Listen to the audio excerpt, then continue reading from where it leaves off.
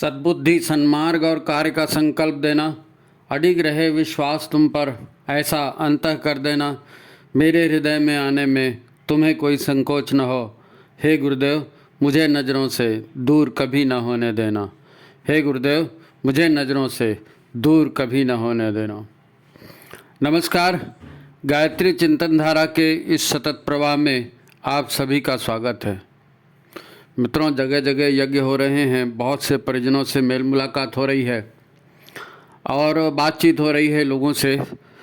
तो बातचीत में लोग अपनी परेशानियां बता रहे हैं, किस प्रकार दिन कट रहे हैं, कैसे काम कर रहे हैं, क्या कठिनाइयां आ रही हैं।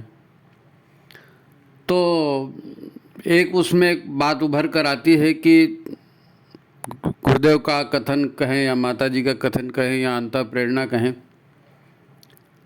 कि एक ज़्यादा झंझटें मत पालो और अपने आप को संभालो। ज़्यादा झंझटें मत पालो, अपने आप को संभालो। ये विषय इसी में से उभर कर आया है। जो आज लोग परेशान हो रहे हैं और चाहते हैं, जानते हैं, करना चाहते हैं, लेकिन नहीं हो पा रहा है, क्या करें। है? तो अपने आप को संभालना मतलब क्या करना है, झंझटों से क्या मतलब है। देखो, संभालने की बात तब होती है जब लाइफ में आपको कुछ पाना है, कुछ आप लाइफ में आपका कोई टारगेट है, कोई लक्ष्य है और उस लक्ष्य को पहुंचने के लिए एक रास्ता है, तो उस रास्ते में भटकने की संभावना है, गिरने की संभावना है, दुर्घटना की संभावना है, तो संभलना है। संभलना उसके लिए है। और झंझटें वो हैं जो हमको अपने लक्ष्य से भटकाती हैं, है ना। झंझटें वो हैं जो हमको लक्ष्य से भटकाती हैं। हमारा टारगेट कुछ और रहता है, हम करने कुछ और चले जाते हैं, समय भी जाता है और नुकसान भी होता है। जो पाना है वो मिल भी नहीं पाता, क्योंकि समय तो कटते जाता है ना। समय, टाइम एक बार जो गया, साल, 2 साल, 5 साल आपने किसी गलतफहमी में या किसी प्रवाह में बिता दिया, तो वो ज़िंदगी के 5 साल का नुकसान तो बहुत बड़ा नुकसान होता है। तो आज इसी पर जो हम चर्चा करने वाले हैं, इसकी शुरुआत एक कहानी से करते हैं। बचपन में एक कहानी पढ़ी थी, शायद हो सकता है आपने भी पढ़ी हो। उस कहानी का शीर्षक था राह के रोड़े।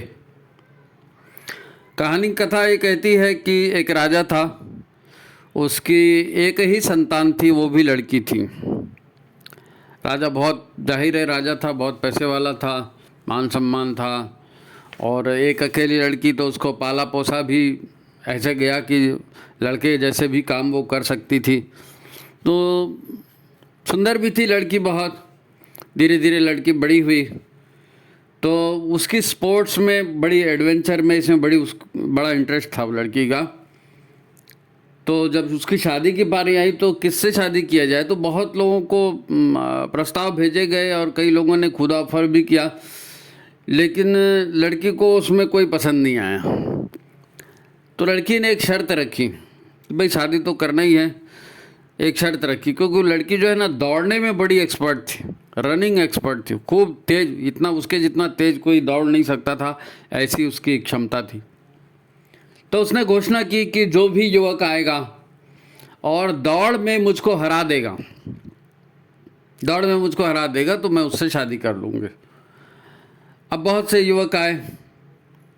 शुरू में तो फीस रखी गई, लेकिन फिर सब हारते गए, कोई मिला नहीं, तो फीस हटा दिया कि भाई चलो आम जनता में से भी हो, कोई भी आए, एक बार हराए तो सही।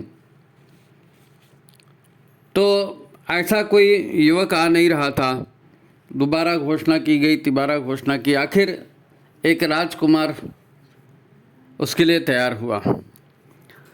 असल में वो नहीं चाहता था कि ऐसी लड़की से शादी किया जाए, इसलिए उसने अप्लाई नहीं किया था। लेकिन जब बार बार चेतावनी टाइप की बात आई तो उसने कहा ठीक है, मैं हराता हूँ इस लड़की को।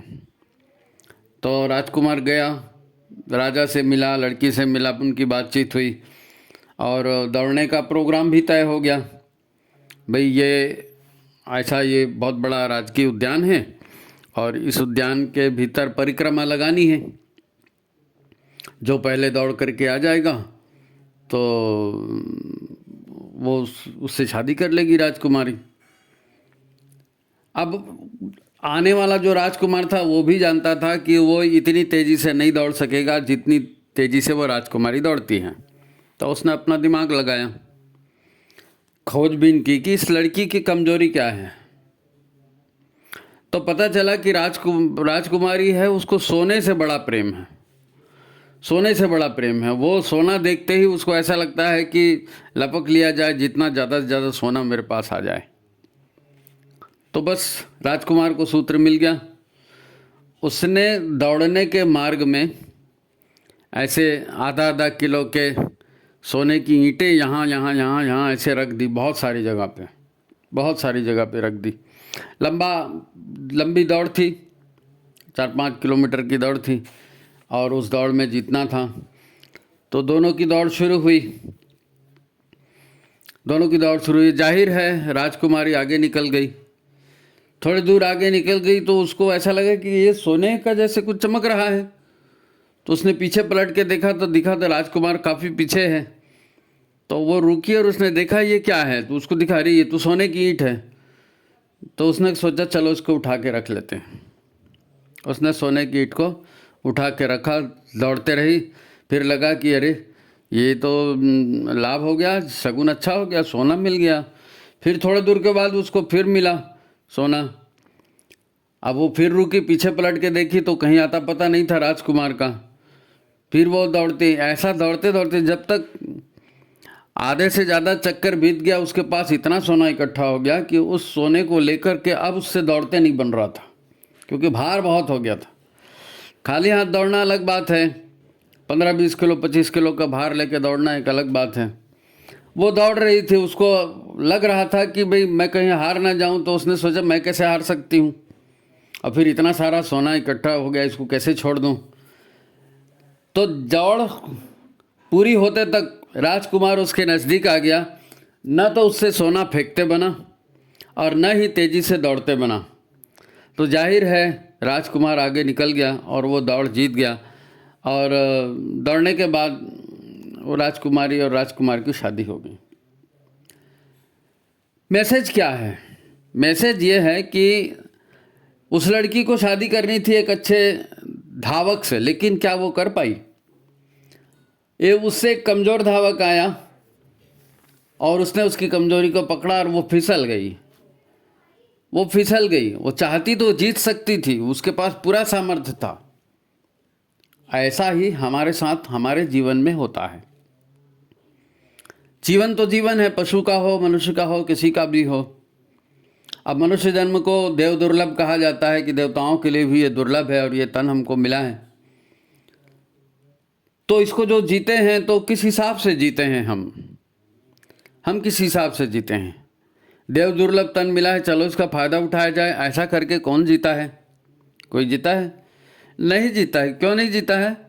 क्योंकि जीत सकते हैं, क्षमता सब में है। मनुष्य के भीतर दिव्य शक्तियों का अथाह भंडार है, लेकिन सवाल ये है कि वहाँ तक पहुँचेंगे कैसे? बहुत सारी रुकावटें होती हैं, बहुत सारी कठिनाइयाँ होती हैं। आज हम इसी को समझेंगे कि झंझट किसको कहा जा रहा है और झंझटें ज़्यादा पालने से क्या नुकसान हो सकता है और अपने आप को संभालो का क्या मतलब है। ठीक है, तो चलिए आज की बात शुरू करते हैं। जिन्होंने वीडियो लाइक नहीं किया है वो लाइक कर लीजिए, शेयर कर दीजिए, है ना। तो जीवन में अनेक ऐसी कठिनाइयाँ हैं जो हमको समझ में नहीं आती। बचपन से ही बच्चों को क्या सिखाया जाता है, क्या दिखाया जाता है, समाज में, घर में हम क्या करते हैं, जो कुछ भी शिक्षा का और संस्कार का पूरा एक माहौल बना हुआ है ना, वो पैसा, शादी, प्रॉपर्टी, मान सम्मान और ऐश की ज़िंदगी। पैसा, शादी, मान सम्मान, ऐशो आराम, ऐश की ज़िंदगी, इसी के इर्द गिर्द रहता है। तुम क्या पढ़ाई करोगे, तुम कहाँ ट्रेनिंग के लिए जाओगे, तुम कौन से स्कूल में भर्ती होगे, क्या करोगे, क्या नहीं करोगे, सारा दारोमदार जो एक लाइफ की प्लानिंग की जाती है माता पिता के द्वारा या बच्चे के द्वारा, उसका टारगेट घुमा फिरा करके यही होता है। लेकिन रुकावटें जो हैं उसके तरफ किसी का ध्यान नहीं जाता। ये जीवन हमको क्यों मिला है उसके तरफ ध्यान नहीं जाता, है ना। और वो बोलते हैं ना जर जोरू और ज़मीन। तो ये जर जोरू और ज़मीन का भूत चढ़ा रहता है सबके ऊपर में, और इसी में कहीं मुकदमेबाजी हो रही है, पेशियाँ हो रही हैं, वकील है, थाना है, कोर्ट है, कचहरी है ना। और फिर शादियां हैं, पार्टियां हैं, घूमना फिरना है, ऐशो आराम करना है, पार्टियां करना है, तो कम थोड़ी होता है ना। ये सब होते हुए हम देखते हैं। ऐसी अनेक कठिनाइयां हैं जिनके बारे में हमको कुछ भी अंदाज़ा नहीं होता कि हमको लाइफ मिल गई है तो वास्तव में हमारे सामने में क्या कठिनाइयां हैं और हमारा लक्ष्य क्या है और उसको कैसे पाया जा सकता है। जब जीवन में असफलता आती है तब आदमी उसका कारण ढूंढता है कि मैं ये टेंशन क्यों आया, या ये फेल्योर क्यों हुआ, या मेरे साथ ये अपघात क्यों हुआ। ये बाद में आदमी सोचता है जब वो घटना हो जाती है। इसलिए अध्ययन करने की बात की जाती है, गुरु बनाने की बात की जाती है, ताकि जीवन के आयामों को समझा जा सके, जीवन में आने वाली झंझटों को समझा जा सके, कहाँ आपको ऊर्जा लगानी है, कहाँ नहीं लगानी है, किस समय क्या करना है, ये समझा जा सके। यानी बहुत सारी बातें होती हैं। लोग प्राय ऊर्जा की बात करते हैं ना, पिछले जन्मों के कर्मों की, इसकी बात करते हैं, प्रारब्ध की। और फिर बचपन में बहुत सारी चीज़ें सिखाई जाती हैं। जब चॉकलेट दे दिए किसी को और वो बच्चे को बोल दिए ये चॉकलेट उधर से दीदी आ गई, तो बच्चे को बोलते हैं हाँ, बोल दे ये चॉकलेट मेरी है, मैं तुमको नहीं दूंगा। ऐसे सिखाते हैं बच्चा। ये सारी बचपन की बातें है ना, स्कूल कॉलेज में जो भी सिखाया जाता है, अखबारों में पढ़ा जाता है, फिल्मों में देखा जाता है, उसका भी एक असर होता है व्यक्ति पर, है ना। संस्कार हो गए, परिवार की वंशावली के दोष, जेनेटिक बीमारियां होती हैं। जेनेटिक केवल बीमारियां नहीं होती, जेनेटिक दुरावस्था के कारण भी होते हैं, है ना। शापित परिवार भी होते हैं। हमारे किसी पूर्वज ने किसी का मर्डर कर दिया, किसी का कुछ कर दिया, मरने वाले के माँ बाप ने श्राप दे दिया कि भाई तेरे यहाँ, तेरे खानदान में तो किसी के यहाँ शादी सफल होगी ही नहीं, जा तूने ऐसा कर दिया। तो बहुत से किसी का श्राप होता है, किसी का मर्डर कर दिया, इसका होता है। तो परिवार भी शापित होते हैं, भूमि जिसमें हम रह रहे हैं वो भी शापित होती है। अगर हमने पूर्वजों की इच्छा पूरी नहीं की, है ना, वो उसका भी हमारे ऊपर दुष्प्रभाव होता है। हमारे यहाँ इसको कहा गया है देव ऋण, ऋषि ऋण, गुरु ऋण, पितृ ऋण, है ना। ये सारे ऋण इनको कौन चुकाएगा? अगर इनको नहीं चुकाएंगे तो इसका असर भी हमारे ऊपर होता है नहीं, इसका असर भी हमारे ऊपर है। ये रुकावट बन के आती है ना, हमको समझ में नहीं आता कि रुकावट कहाँ से आ रही। आप ज्योतिषी के पास जाता है, वो बताएगा आपको कि भाई आपको नाग सर्प दोष है, या आपको पितृदोष है, या आपकी मकान का बनावट ऐसी है, या इसका अपन ने वो पूजा नहीं कराई थी, या फलाना नहीं किया था। ये बहुत सारी बातें उसके साथ आती। अब हम कितने भी प्रवचन सुन लें, कितने भी किताबें पढ़ लें, लेकिन करने के समय हम वही करते हैं जो हमारे आसपास की ऊर्जाएं हमको प्रेरित करती हैं। भाई जीवन तो ऊर्जा है, ऊर्जाओं का ही सारा खेल है। पूर्वजों की ऊर्जा, गुरु की ऊर्जा, जमीन की ऊर्जा, साहित्य की ऊर्जा, संस्कारों की ऊर्जा, प्रारब्ध लाए हैं उसकी ऊर्जा, कामनाओं की, वासनाओं की, सभी की ऊर्जा का ही तो खेल है जिंदगी माने। अब जन्म से लेकर के आप मोटा मोटी हिसाब लगाओ कि जन्म से लेकर के 20 साल तक जो बच्चा या बच्ची है, जन्म से लेकर 20 साल तक कच्ची उम्र होती है। वो एक ख़ास तरह की लाइफ होती है। वो माँ बाप के ऊपर, परिवार के ऊपर निर्भर वो जीवन होता है, और ज़्यादा मनमानी उसमें करते नहीं बनता। लेकिन 21 साल से 40 साल तक की जो लाइफ होती है, ये अलग तरह की लाइफ होती है। सेक्सुअली मैच्योर हो जाता है आदमी, लड़का या लड़की जो भी है। फिर विवाह की भी जल्दी होती है, प्रेम प्रसंग भी होते हैं, जॉब की भी बात आती है, बहुत सारी बातें। आप उस उम्र को पार कर चुके हैं तो आप जानते हैं कि 20 से 40 तक की उम्र में क्या होता है। 40 से 60 तक की उम्र अलग होती है। 40 से 60 तक की उम्र अलग होती है। उस समय की प्राथमिकताएं बहुत ज़्यादा बढ़ जाती हैं, क्योंकि भाई परिवार चलता है पैसे से, परिवार चलता है संबंधों से।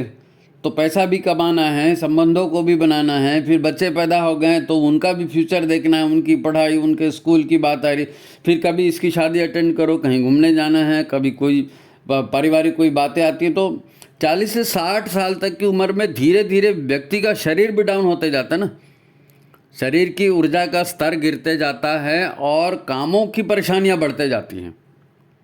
40 से 60 तक की उम्र में ये ज़्यादा होता है, तो इसका असर भी हमारे लाइफ पर पड़ता है। पहले हमने बहुत कुछ सोचा था, जब बचपने में, जवानी में, हम ये जाके करेंगे, हम वो जाके करेंगे एक बार घर गृहस्थी की झंझट पे कोई फंस गया तो वो सारे अरमान कहाँ रह जाते हैं, है ना। सबको अनुभव है इसका, मैं कोई नई बात थोड़ी बोल रहा हूँ, सबको इसका अनुभव मिला है। अब जीवन मिला है और जीवन जीना है, हमारा फालतू टाइम जाएगा, फालतू के कामों में लगेंगे, फालतू के कामों लगेंगे, फालतू टाइम जाएगा, तो जिएंगे कब? लाइफ का एंजॉयमेंट भी तो होना चाहिए। तो लाइफ का एंजॉयमेंट भी नहीं है। जीवन में भी दो चीज़ें तो होना ही चाहिए। एक तो जीवन का आनंद आप उठाएंगे, हंसी खुशी जीवन जीएंगे ना, हंसता मुस्कुराता जीवन, वो होना चाहिए। तो आप तो भारत तनाव में जी रहे हैं, ये होना चाहिए, वो होना चाहिए, ये नहीं मिला, उसकी परेशानी, उसने ऐसा कर दिया, उसकी परेशानी। तो जिंदगी में आप तनाव अगर पाल रहे हैं तो ये तो जीवन का तो नुकसान हो गया। भाई जीवन के लिए ज़रूरी है, क्या ज़रूरी है? खाना ज़रूरी है, मकान ज़रूरी है, पैसा ज़रूरी है, सेक्स ज़रूरी है, सम्मान ज़रूरी है, लेकिन एक सीमा तक, एक सीमा तक। इससे ज़्यादा पैसा, इससे ज़्यादा खाना पीना, इससे बड़े बड़े मकान, एक नहीं 10 मकान, है ना, और ये लड़की नहीं वो लड़की चाहिए, ये आदमी नहीं वो आदमी चाहिए, और इतना मान सम्मान, उसने मेरा ये कर दिया, उसने मेरा वो कर दिया, ये झंझटें, ये मन जो है इसमें फंस से जाता है। उसको और चाहिए, मन को और चाहिए, और चाहिए, तो उसी को करते रह जाओगे तो जीवन का टारगेट कब प्राप्त करोगे? जाहिर है आदमी किसी काम में लगा रहेगा तो एंजॉयमेंट कहाँ करेगा? काम को, कर्म को आनंद, कर्म में आनंद लेना ये तो अच्छी बात है, लेकिन ये जो भोग वाली जो ज़िंदगी है, आज की जो ज़िंदगी है, इसमें आनंद कहाँ है? आप टारगेट ले रहे हैं ना, तो कोई ना कोई आपको रोकेगा, तो फिर झंझट होगी। तो हर कोई झंझट है, किसी के साथ 10 मिनट बैठ जाओ, वो परेशानियों का पूरा बंडल खोल देगा। तो समय भी हमारा जा रहा है इन फालतू की बातों में। जैसे वो राजकुमारी थी ना, अब उसको सोने की क्या कमी थी? कोई कमी नहीं थी, आराम से वो दौड़ सकती थी और अपना मनपसंद पति पा सकती थी। ऐसे ही हमारे पास है आज अधिकांश कोई बिक का कटोरा लेके नहीं घूम रहा। भी आज गरीब आदमी को भी ना खाना, कपड़ा, मकान, फ्रिज, टीवी, मोटरसाइकिल, फलाना ठिकाना, गरीब से सभी आदमियों को अवेलेबल है। ये जीवन के लिए ज़रूरी है, उसने हासिल कर लिया। लेकिन अब नए मॉडल की गाड़ी चाहिए, नए मॉडल का फ्रिज चाहिए, नए मॉडल की ज़मीन चाहिए, ये मकान नहीं, हम उस टाइप का मकान बनाएंगे। अच्छे खासे बने बने मकान को आदमी तोड़ के उसको रिनोवेट करता है, फिर यहाँ नहीं वैसा करता है। तो इन सबको करके आप कर क्या रहे हो? जीवन के लिए ये ज़रूरी नहीं है। आपको ज़रूरी ये है कि ऊर्जा के स्तर पर, जीवन के स्तर पर जो आपको ड्यूटीज़ पूरी करनी है उसको पूरा करना है ना, उसको पूरा करना है। भाई जीवन एक कंटिन्यूटी है, जन्म जन्मांतर से चला आ रहा है ना, कंटिन्यूटी है। तो इसमें ऐसा करोगे तो क्या होगा? झंझट में फंसोगे। जितने आप एक मकान बना लिया साहब, दूसरा मकान बनाएंगे, फिर उसने केस कर दिया, फिर वहाँ चले गए, फिर वो ऐसा हो गया, फिर टेंशन हो गया, फिर हॉस्पिटल चले गए, फिर वहाँ एडमिट हो गए, फिर वहाँ पैसा लग गया, फिर उसका लोन था वो नहीं चुका पाए, उसने ये कर दिया, उसने। इसी में तो ज़िंदगी जा रही है, इसी में ज़िंदगी जा रही है। अरे अच्छा खासा खाना, कपड़ा, सब कुछ उपलब्ध था, प्रेम से जीते ना। नहीं आ बैल मेरे को मार, कुल्हाड़ी के ऊपर पैर देना, यही ज़्यादा लोगों को लग रहा है, आसान लगता है। ठीक है नहीं? ऐसे तो हो रहा है। तो भाई अगला जन्म किस आधार पर मिलने वाला है मालूम है क्या? ऊर्जा का स्तर क्या होता है, क्या सोचने से क्या होता है, विचार क्रांति का क्या असर है, कैसे विचार करें, कैसे कर्म करें, उसका अगले जन्म पर या अगले जीवन पर, जन्म तो छोड़ो, अगले जीवन पर उसका क्या असर होने वाला है, उसको कब सीखेंगे? उसके लिए जो ज़रूरी साधनाएं करनी है या जिस तरह की अपने भीतर क्षमताएं हासिल करनी है, वो क्षमताएं कैसे हासिल करेंगे? वो क्षमताएं कैसे हासिल करेंगे? भाई मनुष्य के अंदर प्रखर सामर्थ्य बिखरा पड़ा है, लेकिन उस सामर्थ्य को जगाने की पारी कहाँ आती है? नहीं साहब MBBS कर लो, नहीं साहब ये PhD कर लो, नहीं साहब ये MD कर लो, MS कर लो, फलाना कर लो, IAS कर लो, IPS कर लो, इसी में तो पूरी ज़िंदगी जाती है। मनुष्य क्या है और उसको उसके जीवन में उसको करना क्या है, क्या चीज़ उसके लिए लाभप्रद है, इधर तो ध्यान जाता ही नहीं। देखो मैं आपको एक चीज़ बताता हूँ। मेरा एक मित्र है, तो अब काफ़ी साल से परिचित है, तो वो 8वीं पास है, वो 8वीं पास है और गांव देहात से आया, गरीब ब्राह्मण घर का लड़का था हमारे सामने में। तो उसने शहर में आया, उसको कुछ समझ में नहीं आया, तो उसने एक डॉक्टर के यहाँ बोला कि भाई मेरे लिए कोई काम है क्या। तो डॉक्टर ने कहा क्या काम करोगे, तो झाड़ू पोछा का काम उसको मिल गया। वो झाड़ू पोछा करते रहा। तो एक समाज सेवी था, उसकी नज़र पड़ी, उसने उसको बताया कि भाई जीवन का क्षेत्र अलग है, यहाँ पर और करो। तो उसने उनको और दूसरे काम में लगाया। वहाँ पर उसने कुछ स्क्रीन प्रिंटिंग और कुछ ऐसा ऐसा सीखा, फिर अखबार बांटे, फिर बहुत सारा काम किया। और धीरे धीरे मेरे संबंध उससे बहुत अच्छे संबंध हो, हमने भी साथ में भी काम किया हमने। तो एक दिन ऐसे ही कुछ साल पहले की बात है, 7-8 साल हो गए, तो पहले की बात है। तो मेरे को पता चला कि अरे इसकी माँ ख़त्म हो गई। तो माँ ख़त्म हो गई तो जाहिर है अपन आध्यात्मिक क्षेत्र के लोग हैं, तो थोड़ा सा ये भी लगता है। तो जब उससे मुलाकात हुई, बातचीत हुई, तो मैंने उसको पूछा, मैंने कहा क्या हो गया था माँ को, कैसे हुआ, क्या हुआ। तो बोले नहीं मालूम, पता नहीं क्या था, वो उस कमरे में सो रही थी और हम लोग इस कमरे में सो रहे थे। और मैं पेशाब के लिए उठा, तो मैं रास्ते में देखा तो मेरे को माँ के कमरे में ऐसा उजाला जैसे दिखा। मैं बोला कैसे उजाला दिखा, टार्च का उजाला, लाइट का उजाला। बोले नहीं टार्च का उजाला नहीं, जैसे दीपक की लौ रहती है ना, हम बड़बड़ा के दीपक जलाते हैं तो लौ कैसी बड़ी हो जाती है, वो लौ पीली रहती है, लेकिन ये सफ़ेद थी, एकदम सफ़ेद। मैं बोला कितनी सफ़ेद, बोले ट्यूबलाइट जैसा सफ़ेद था, लेकिन ऐसी लौ थी। और जहाँ माँ सोई थी वहाँ उसके छाती के ऊपर में वो थी। बोले ऐसे अधर थी, तुमने देखा? बोले हाँ मैंने देखा, बिल्कुल सच है भाई साहब, मैंने अपने आँख से देखा। फिर वो लौ जो है इधर उधर गई, घूमी कमरे में, फिर थोड़ी सी बाहर आई, फिर थोड़ी सी आंगन में घूमी, और धीरे धीरे ऐसा ये झाड़ है ना, ये झाड़ के ऊपर चली गई। और उसके बाद इतने तेज़ी से ऊपर चली गई कि फिर उसके बाद नहीं दिखी। तो मैंने भी बचपन में बहुत दिन से मतलब सुन के रखा था कि कोई व्यक्ति मर जाता है तो उसकी आत्मा ऐसे आकाश में जाती है। और पहले हम लोग कहते भी थे, छत में सोया करते थे, तो कहीं कोई तारा वारा भी टूट जाता था, तेज़ी से जाता था, तो जाते हुए दिखता अरे कोई मर गया, वो उसकी आत्मा जा रही है, वो देखो। तो वो ठीक है, वो तारा टूटता रहा होगा या किसी की आत्मा रही होगी, मैं नहीं जानता। लेकिन ऐसे उल्लेख बहुत आते हैं, ऐसे उल्लेख बहुत आते हैं कि अंगुष्ठ प्रमाण की आत्मा होती है और वो शरीर से निकलती है और ज्योतिर्मय होती है और ये और वो। अब सवाल ये है कि वो जिन आत्माओं का ऐसा वर्णन आया है और देखा सुना है, आपने भी कभी अनुभव किया होगा, तो शरीर से जो आत्माएं निकलती हैं आसपास घूम के सीधा ऊपर जाती हैं। और ऊपर, ये ऊपर जाने का कॉन्सेप्ट क्या है? ऊपर जाने का कॉन्सेप्ट क्या है? आपको एक बात बता देता हूँ, बहुत सारे जब आप प्रवचन सुनेंगे या साधनाएं करेंगे या करेंगे, तो एक बात आती है जीवन में कि आप देवत्व को धारण कीजिए, आसुरी प्रवृत्तियों को त्यागिए, है ना। वो काम क्रोध लोभ ईर्ष्या मद में फलाना प्रतिशोध और ये सब बेकार है, और आप दया करुणा प्रेम और दानशीलता और फलाना इसको अपना ये बातें सुनी है, सब ने सुनी। तो इनसे होता क्या है?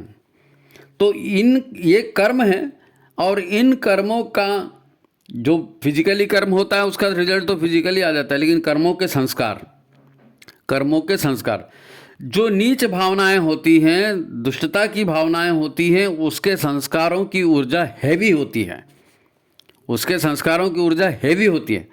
और जो प्रेम की बात है, करुणा की बात है, सेवा की बात है, दान की बात है, भक्ति की बात है, साधना प्राणायाम की बात है, इसकी जो ऊर्जा होती है वो ऊर्जा तेजोमय होती है, हल्की होती है, वो हल्की होती है। जब शरीर से जीवात्मा निकल रही है तो ये ऊर्जाओं का बंडल साथ में जाता है। अगर जीवात्मा के साथ भारी ऊर्जाओं का बंडल है तो जीवात्मा की ऊर्ध्व गति नहीं होती, वो ऊर्जाएं इतनी भारी होती हैं कि उसको लेकर के वो ऊर्ध्व गति प्राप्त नहीं कर सकती। और वहीं अगर दया प्रेम करुणा ममता श्रद्धा और सेवा और गुरुपरायण और देशभक्ति और इस तरह की भावनाएं होंगी, पवित्र ऊर्जाएं होंगी, हल्की ऊर्जाएं होंगी, तो उच्चतर लोकों में जाने का माध्यम बन जाता है वो, है उच्चतर लोकों में जाने का उसको वीज़ा मिल जाता है, समझ जाइए आजकल की भाषा में। और अगर नहीं हुआ तो आप जाहिर है देखो, बहुत से लोग आप देखना उनके शरीर से प्राण ही नहीं निकलते, बहुत दिन तक नहीं निकलते, पड़े रहते हैं बिस्तर में 6-6 महीने, 8-8 महीने, 7 साल, 2-2 साल, क्योंकि जीवन का मोह इतना होता है कि आत्मा शरीर को छोड़ना नहीं चाहती। शरीर तो डैमेज हो गया है, लेकिन आत्मा निकलने को तैयार नहीं है। अब वो टाइम पास कर रही है वहाँ पे। क्यों? क्योंकि नकारात्मक ऊर्जाएं, है ना, जो नहीं सोचना था, जो नहीं करना था, जो बहुत सारा लेकर के आए थे भोग करने के लिए, वो नहीं हो पाया था, तो फिर ईर्ष्या, द्वेष, प्रतिशोध और ये सारी भावनाएं होती हैं, तेरा मेरा होते रहता है। तो वो उस तनाव में इतनी नकारात्मकता आ जाती है कि शरीर छोड़ने के बाद भी आत्मा वहीं घूमते रहती है। घर के आसपास घूमेगी, खेत के आसपास घूमेगी, मोहल्ले में घूमेगी, गांव में घूमेगी। वो ईश्वर का जो एक सिस्टम है पुनर्जन्म का, भाई एक आत्मा ने शरीर छोड़ा और उसका बाद नया जन्म मिला, तो इन दोनों के बीच में एक गैप होता है। किसी का गैप कम होता है, किसी का ज़्यादा होता है, लेकिन एक गैप होता है। उस गैप को आजकल की भाषा में आप जाएंगे तो उसको कहते हैं सोल प्लानिंग। आत्मा जब शरीर छोड़ती है, नया शरीर धारण करती है, तो किस आधार पर, किन कामनाओं के लिए, किन वासनाओं के लिए, किन भोगों के लिए, कहाँ उसको जाना पड़ेगा, किस घर में जन्म लेना पड़ेगा, किस परिवार में जन्म लेना पड़ेगा, ये सारी प्लानिंग होती है। तो उसके लिए समय लगता है। एक तो यही महसूस करने के लिए समय लगता है कि हम मर चुके हैं और हमारी आत्मा निकल गई है, इसी में समय लगता है। तो जो 13 दिन तक कहा गया है कि भाई 10 गात्र हो गया, 13 होगी, फलाना हो गया, तो ये मतलब भाई शरीर छोड़ दिया तो ऊर्जा ही बची ना। आत्मा की ऊर्जा है, कर्मों की ऊर्जा है, संस्कारों की ऊर्जा है, यही ऊर्जा के ही हैवी और कम होने की बात होती। तो आज अगर चाहते हैं कि हमारा ये जन्म मिला है, हमको ये, कोई भी अपने जन्म से खुश नहीं है ना, ये नहीं मिला, वो नहीं मिला, वो नहीं मिला, इसी का तो ध्यान जाता है। लड़का शराब पी रहा है, लड़की घर से भाग गई है, मेरा प्रमोशन रुक गया, पड़ोसी ने खेत पे कब्जा कर लिया, उसने मेरे गाड़ी को ठोक दिया, यही तो सब चलते रहता है। तो ये अकारण तो कुछ नहीं होता ना, सबके पीछे कुछ ना कुछ कारण रहता है। आपने दूसरे का नुकसान किया तो आपका नुकसान हो रहा है। तो ये कार्य कारण में उलझे रहने के बाद नकारात्मक ऊर्जाओं को बटोर, आपको उन ऊर्जाओं को न्यूट्रलाइज करना था, जीवन को हल्का करना था, जीवन को हल्का करना था। तो जीवन को हल्का करने के बजाय हम और ज़्यादा उसमें फंसते जाते हैं। एक मकान बना लिया, नहीं ये मकान ठीक नहीं रखा है, वहाँ पर अपन बड़ा मकान बनाते हैं। यहाँ से इतना पैसा आ रहा था, एक काम करते हैं, पैसे को ब्याज पे चला देते हैं। अब वहाँ पर किराएदार रख दिया, अब किराएदार किराया नहीं दे रहा है, वो ब्याज वाला जिसको ब्याज में पैसा दिया था वो ब्याज नहीं चुका रहा है। अब आप घूम रहे हैं उसके पीछे, फिर वैसी 10 लोगों से मिल रहे हैं, फिर वैसी 10 लोगों के साथ वैसी चर्चा हो रही। तो जब आपके पास ऐसे ही चर्चाएं होते रहेंगी और ऐसे ही लोग इकट्ठे रहेंगे, तो क्या अध्यात्म में आपकी रुचि जागेगी? पॉसिबल है ये? थके हारे घर आएंगे तो फिर एंजॉयमेंट करने का दिल करेगा। आप साधना नहीं कर सकते, आप आत्म परिष्कार नहीं कर सकते। अपनी ऊर्जाओं को आप खुद होकर बिखेर रहे हैं, अपनी ऊर्जाओं को आप खुद होकर बिखेर रहे हैं। तो जहां वहां ऊर्जाएं बिखरते जाएंगी तो कैसे बनेगा? इसीलिए गुरुदेव ने कहा कि ज़्यादा झंझटें मत पालो, अपने आप को संभालो। जब अपने आप को संभालने की बारी आती है तो ये सब आपको करना पड़ेगा। भाई पितृदोष है, पितृ ऋण है, तो आपको श्राद्ध तर्पण करना चाहिए, पुण्यदान, पितरों के लिए पुण्यदान करना चाहिए, उनके मुक्ति के लिए प्रार्थना करना चाहिए। वो प्रसन्न होंगे तो आपको जीवन में और ज़्यादा सहायता मिलेगी। अगर आपके पास धन है तो उस धन से आप दूसरे की सेवा कर सकते हैं, किसी की सहायता कर सकते हैं, ज़रूरतमंद की। गुरुदेव ने कहा ना, अपनी रोटी मिल बांट कर खाओ। क्यों कहा? भाव आपके भीतर पवित्र भाव होंगे, पवित्र ऊर्जा होगी, हल्की ऊर्जा होगी, तो आपका उच्चतर लोगों के लिए स्थान बनेगा, उच्चतर लोगों के लिए स्थान बनेगा। अब केवल श्राद्ध तर्पण की बात नहीं है, केवल भाई हम तो हर चीज़ का करते हैं, भूमि पूजन कर रहे हैं, पर्यावरण का पूजन कर रहे हैं, कलश का पूजन कर रहे हैं, ये सारी चीज़ें क्यों कर रहे हैं? सत साहित्य अध्ययन कर रहे हैं, उसमें क्या आ रहा है? उसमें क्या आ रहा है? भाई मनुष्य क्या है, मन क्या है, आत्मा क्या है और कर्मफल क्या है, ये कहाँ किसी स्कूल में सिखाते हैं क्या? कहीं नहीं सिखाते, कहीं नहीं सिखाते। और इस पर गुरुदेव की ऊर्जा काम करती है, देवताओं की ऊर्जा काम करती है, आसुरी शक्तियाँ काम करती है। मैं अपने निजी उदाहरण से बताता हूँ आपको। मैं साइंस का स्टूडेंट था और मैंने बायोलॉजी सब्जेक्ट लिया था। बीएससी फर्स्ट ईयर क्लियर किया, बीएससी सेकंड ईयर था। अब सेकंड ईयर में हमारी वो ऑर्गेनिक केमिस्ट्री एक सब्जेक्ट होता है, तो ऑर्गेनिक केमिस्ट्री एक मैडम पढ़ाती थी। अब वो मैडम पढ़ाती थी, उसका ड्रेस ऐसा होता था कि स्टूडेंट जो है ना उसके ड्रेस को ही देखते रहते थे। और उसमें हम भी शामिल हैं, हम भी उसी को देखते रहते, हमारा कोई पढ़ाई ध्यान में लगा। ऑर्गेनिक केमिस्ट्री मेरे को समझ में ही नहीं आती थी, लेकिन फिर भी एग्ज़ाम के लिए तैयारी तो करोगे। वर्ष के आखिरी में एग्ज़ाम के लिए तैयारी किया। अब एग्ज़ाम के लिए तैयारी किया, वो ऑर्गेनिक केमिस्ट्री का नाम आते मैडम दिखने लगती थी। उम्र भी वही थी ना भाई, फर्स्ट ईयर में क्या उम्र होती है आदमी की, तो वही मैडम ही दिखने लगती थी। लेकिन फिर भी जैसे तैसे कोशिश किया कि भाई ये क्वेश्चन आते हैं, इतना तो अपन कर ही लेंगे। तो 50 नंबर का नहीं तो कम से कम 30-35 नंबर का अपन कर लेंगे, इतना तैयारी करके जाते एग्ज़ाम में। एग्ज़ाम दिया, सप्लीमेंट्री आ गई। ओ, सब में पास हो गया, इसमें सप्लीमेंट्री आ गई। मालूम है मैडम की कृपा है, और देखो बेटा मैडम को देखो, लेकिन आ गई सप्लीमेंट्री।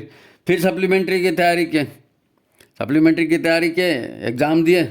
और मज़े की बात यह है कि आप श्योर हो जब जा रहे हो एग्जामिनेशन हॉल में कि हाँ ये आएगा, और क्वेश्चन पेपर मिला उसके बाद लग भी रहा था कि हाँ ये जो है ना, ये तो क्वेश्चन मेरे से आसानी से बन जाएगा।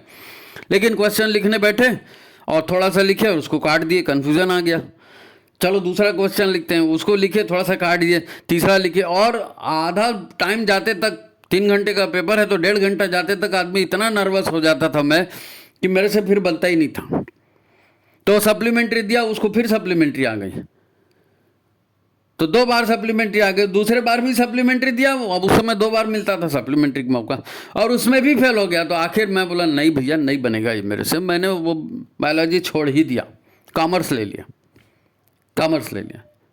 अब शायद उसी फील्ड में जाना था, हो सकता है मैं बायोलॉजी में चले जाता, हो सकता है मैं डॉक्टर बन जाता, पीएमटी भी दिया था देने के लिए, हो सकता है डॉक्टर बन जाता तो वही 2 दूनी 4 करते रहता। ये डिस्पेंसरी नहीं, ये नर्सिंग होम चाहिए, ये नर्सिंग होम नहीं, बड़ा नर्सिंग होम चाहिए, और इसकी इतनी फीस, और उसकी वो मशीन ला, और मैं वही 2 दूनी 4 उधर भी लगा रहता। लेकिन गुरुदेव को ये मंजूर नहीं था। गुरुदेव को मंजूर था कि इसको धक्के खिलाए जाए, इसको दुनिया दिखाई जाए कि दुनिया क्या है, ठोकरें कैसी होती हैं, इसको दिखाया जाए। तो कितनी सारी ठोकरें खाई, जनता के बीच में रहे, समाज के बीच में रहे, दुख दर्द लोगों का समझ में आया, खुद भी उसको सहन किया, और फिर अच्छी संस्थाओं से जुड़ा, अच्छे कामों से जुड़ा, और गायत्री परिवार से जुड़ गया, और फिर तो जीवन का, माता जी से जुड़ने के बाद तो लाइफ ही बदल गई। तो ये जीवन में भटकाव के अवसर प्रारब्ध से आते हैं। दुष्ट शक्तियाँ हैं, आसुरी शक्तियाँ हैं, वो भी आपके ऊपर प्रभाव डालती हैं। अच्छी शक्तियाँ हैं, वो भी आपके ऊपर प्रभाव डालती हैं। हमको पता नहीं चलता, हमको पता नहीं चलता, लेकिन प्रारब्ध हमको ढकेलता है। मैंने पिछले बार भी आपको बताया था ना कि लड़का और लड़की बड़ी छांट करके शादी करते हैं कि नहीं ये लड़की बहुत अच्छी है, ये लड़का बहुत अच्छा है, और फिर शादी के बाद क्या होता है, कोई तो बंदा दिखा दो जो कहेगा कि शादी के बाद मैं बहुत सुखी हूँ और इससे अच्छा तो हो ही नहीं सकता था। ऐसा नहीं होता है। हम प्रारब्ध के हाथ की, कर्मों के फल के हाथ की, कर्मों की ऊर्जाओं के हाथ की कठपुतली हैं। इससे बचाएगा कौन, इससे बचाएगा कौन? शंकराचार्य जी कहते हैं पुनरपि मरणम पुनरपि जननम है, और क्या है वो सूत्र, क्या है, पुनरपि जननम पुनरपि मरणम पुनरपि जननी जठरे शयनम, ये संसारे बहुदुस्तारे कृपया तारे पाही मुरारे।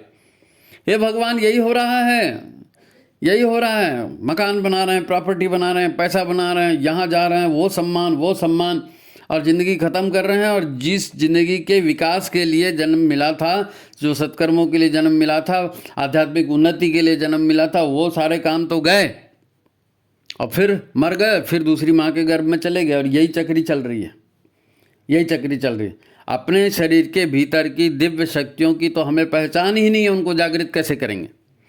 और अपने आप को ही जागृत नहीं करेंगे तो अपने पुरखों को क्या तारेंगे, समाज को क्या तारेंगे, परिवार को क्या तारेंगे, कैसे करेंगे? तो ये तभी हो सकता है जब हम अपनी ज़रूरतों को कम करें, अपने मन के भटकाव को कम करें।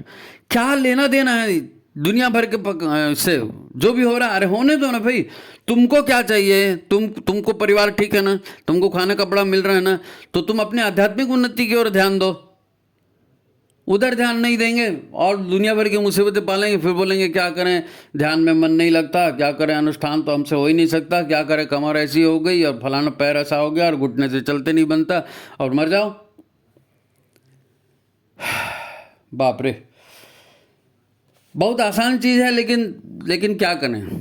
जागरण है, वयम राष्ट्रे जागृयाम पुरोहिता, जागो रे भाई जागो, गुरुदेव ने भी यही कहा, जागो, है ना। तो ये एक छोटा सा प्रसंग था, तो आज आपको बताया, ज़्यादा झंझटें मत पालो, बहुत परेशान हो जाओगे, दिमाग का दही मत बनाओ, है ना, कम खाओ सुखी रहो, है ना।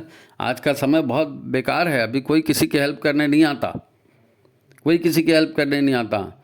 एक बार अस्पताल में चले गए, एक बार कोर्ट में चले गए, एक बार थाने में चले जाए, फिर देखो ज़िंदगी क्या होती है, नरक दिखता है, नरक, नरक दिखता है। तो बात को समझना है, जीवन को समझना। भाई देखो, इन मनुष्य का शरीर देव दुर्लभ है, तो ये देव दुर्लभ है, तो इसकी ये कीमत तो क्या है, कैसे पता चलेगा इसकी कीमत क्या है, इसकी कीमत क्या है, कैसे पता चलेगा। अध्ययन करना पड़ेगा, समझना पड़ेगा। सौभाग्यशाली हैं, गुरु मिल गया है तो समझे ना क्या है, और इस एक एक पल का उपयोग करें। देव दुर्लभ तन है तो हमारे लिए भी दुर्लभ तन है। हो सकता है हम काम वासनाओं के चक्कर में और दूसरी मोह के चक्कर में, हो सकता है पशु योनि में चले जाएं, कहीं और चले जाएं, हो सकता है, कोई बहुत बड़ी बात नहीं है नहीं। तो जीवन बचा है, ऊर्जाओं को संभालो और ऊर्जाओं को सही दिशा में लगाओ, ज़्यादा झंझटें मत कालो, अपने आप को संभालो। यही आज का संदेश है। मित्रों, अगर वीडियो अच्छा लगा होगा तो इसको लाइक करिए, शेयर करिए और ज़्यादा से ज़्यादा लोगों तक इसको पहुंचाइए, है ना। कृपया तारे पाहे मुरारे, हे गुरुदेव हमारा तारण करिए, है ना, हमें सन्मार्ग पर ले जाइए। वो अच्छा है, मेरे कई लोग तारीफ करते हैं, सद्बुद्धि सन्मार्ग और कार्य का संकल्प देना, अड़िग रहे विश्वास तुम पे, ऐसा अंत कर देना, मेरे हृदय में आने में तुम्हें कोई संकोच न हो, हे गुरुदेव मुझे नज़रों से दूर कभी न होने देना। आप अपनी प्रार्थना कीजिए। आपको संस्कृत प्रार्थना में अगर तकलीफ होती है या याद करने में तकलीफ, हमारा भगवान है, हमारे पिता हैं, हम अपने शब्दों में उसको पुकारें ना। कोई ज़रूरी थोड़ी है कि संस्कृत में ही बुलाएं उसको या दोहे में ही बुलाएं। आप अपनी भावनाओं से बुलाइए, भावनाओं से बुलाएंगे तो आएंगे, भावनाओं से बुलाएंगे तो आएंगे। अपन एक भावनाओं पर और एक कार्यक्रम बनाएंगे। ठीक है, बात तो खैर समाप्त हो गई है, आज की बात समाप्त हो गई है कि ज़्यादा झंझट मत पालो और अपने आप को संभालो। देखते हैं, संभालो, ठीक है। तो फिर वही लाइक शेयर वाली बात आई, मैंने कह दिया। अब सबको प्रणाम, नमस्कार।